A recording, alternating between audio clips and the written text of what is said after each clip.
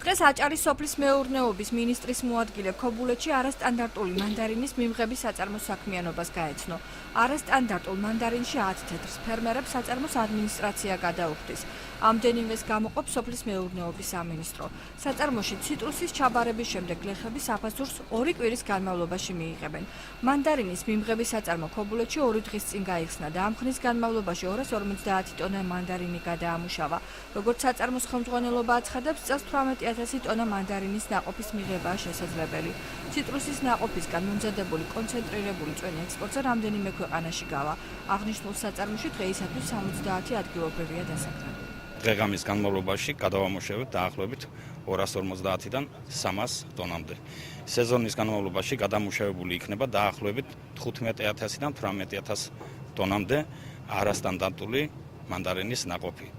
არასტანდარტული მანდარინის ნაყოფის ფასი დღეისათვის განსაზღვრულია ჯამში 20 თეთრი, 10 თეთრს აფინანსებს სახელმწიფო, მუნიციპალიტეტები, ხოლო 10 თეთრს გადაიხდის წარმოება. დაიწყო მთელი სიმძლავრით მუშაობა, ამ სეზონზე მიიღებს 18,000 ტონას და ვფიქრობთ, რომ გამომდინარე იქედან, რომ შაშან მიიღო 10,000 და ფაქტიურად არ დარჩენილა გადასამუშავებელი პროდუქცია, ამიტომ ალბათ 18,000 საკმარისი იქნება იმისათვის, რომ გადაამუშავოს წელს. ქარხანა იხდის 10 თეთრს, 10 თეთრი სახელმწიფოდან იქნება გამოყოფილია უკვე.